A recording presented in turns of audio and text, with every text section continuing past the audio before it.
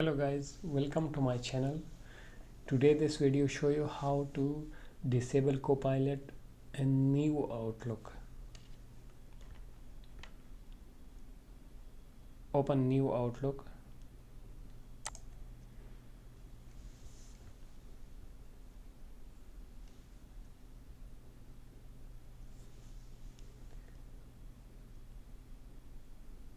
Go to setting.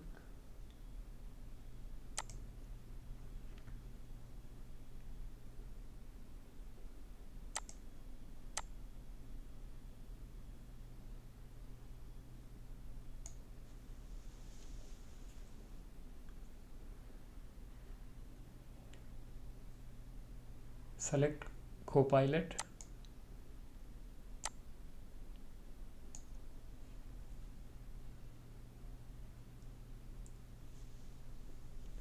And turn off Copilot.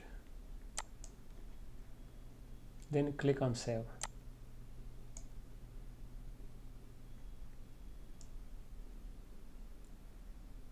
Thanks for watching.